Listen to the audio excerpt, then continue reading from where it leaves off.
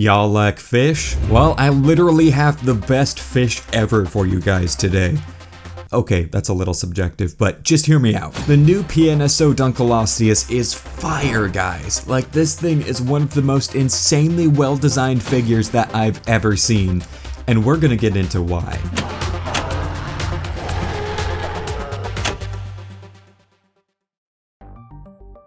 When this figure was first revealed, I didn't really give it the time of day. I quickly dismissed it because, quite frankly, we were in a drought for good PNSO reveals. Like, they were revealing figures almost weekly, but the ones they showed us were mediocre at best and cursed at worst. Yo, that rhymed. It was a good while since we got a great figure from them, and in all honesty, I lost my enthusiasm. So when this dunk came along, I was like, oh, a dunk. What makes this special compared to all 500 other Dunkleosteus figures on the market? Absolutely nothing. Oh, I was dead wrong. Dunkleosteus is primarily known from many fossils of its head and frontal armor plates, so pretty much all of its reconstructions have guesswork for the rest of the body based off other placoderms. However, in 2017, a new study was published focusing on the preserved ceratotrichia from the fin of an exceptionally well-preserved Dunkleosteus torelli. This gave us some insight into how variable placoderm fins could be, and suggested that Dunkleosteus was actually much more shark-like in profile. And if you have a look at PNSO's new Dunkleosteus, that's the exact look they went for. A very slender but muscular athletic body with a very shark-like tail. It looks different from the short-bodied tubby dunks we've seen various depictions of in a very good way. This body style just makes sense for it. The body has a naturalistic and graceful pose, which I especially like to view from the top, where the curvature of the tail is very satisfying. The body also has lovely musculature detail, which runs all along its length to the tip of the caudal fin. The fins themselves are tipped with a satisfying ripply texture,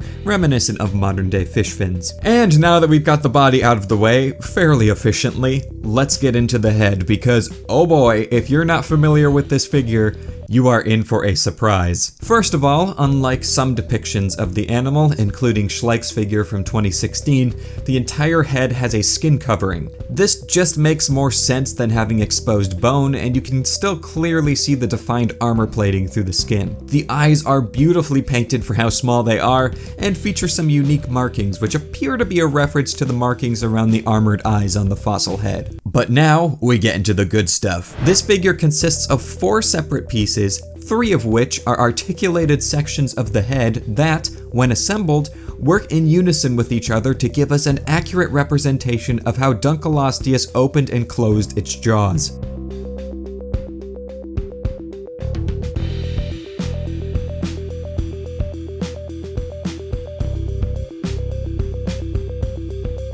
I seriously cannot get over the ingenious engineering that went into this, and how it integrates so well with the general look of the figure without being visually distracting. I think it's just because this is what the animal looked like and this is how its jaws worked, so the pieces of the puzzle just fit together almost perfectly. It really makes me nerd out. In real life, Dunkleosteus would be able to open its jaws in nearly the blink of an eye. David.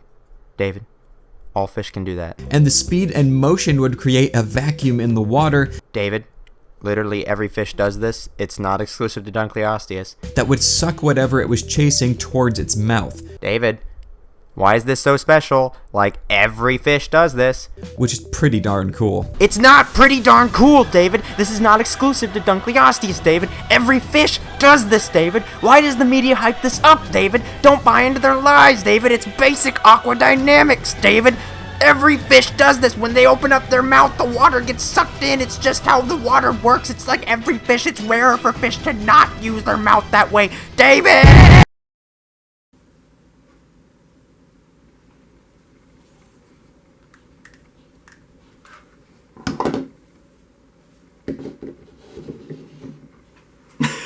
If you do get this figure, I would recommend opening the jaw by pinching the sides as shown. The bottom jaw does feel a little on the flimsy side and could probably be damaged under too much pressure.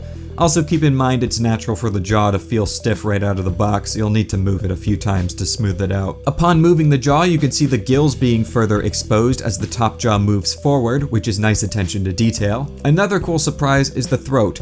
it's super deep, like this thing can eat my entire pinky for the most part. This should come in handy for some photography or displays depicting the dunk hunting. I also wanted to bring attention to the mouth shears that this armored fish used to chomp down on its prey. That's right, Dunkleosteus didn't have true teeth. These natural blades were extensions of the head's armor plating and would rub together when the mouth was opened and closed, continuously sharpening them for the dunk's next victim. You could see how the blades would come into contact with each other via the jaw mechanism on this figure, which is pretty darn cool. Okay, I think that covers everything you need to know about this figure. Awesome attention to detail, insanely cool articulated jaw.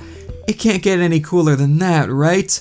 Well, hold up, hold on to your butts, because we haven't covered the coloration yet. The colors remind me of a rainbow trout a bit, although more desaturated, with the palish underbelly, brownish top, black speckling pattern, and faded horizontal maroon stripe along the body. The base color for this figure is a metallic silver, which gives it a really nice shine. And some of you keen-eyed viewers may have noticed it during the video, but under the right lighting, this figure has an iridescence to it. How is this possible, some of you might be asking? Well, the brilliant designer of this Dunkleosteus simply sprinkled some magenta glitter on top of the paint job and then sealed it in a thick glossy finish to give this piece a genuine wet look. Seriously, as if this figure couldn't get any more brilliant. It's crazy to me how pretty much every company has a Dunkleosteus now, and all of them are good, but PNSO just nailed the heck out of this one. It's going to take a lot to beat this one for me, so as for all the other companies,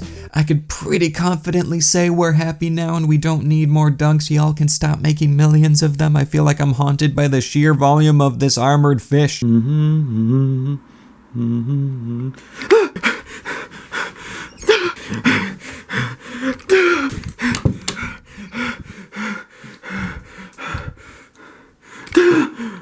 Oh.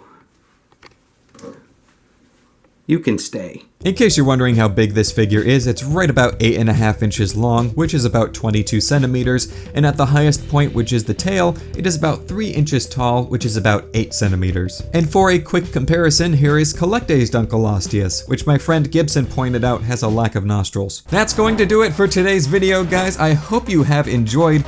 If you're going to buy a Dunkleosteus figure, get this one and get it soon. PNSO's future production runs on their figures can be a little rocky in the paint department, so try to get this one ASAP to avoid that. Let me know your thoughts on this one down below, subscribe if you're new, leave a like if you liked, and I'll catch you all in my next video. So take care, and bye-bye.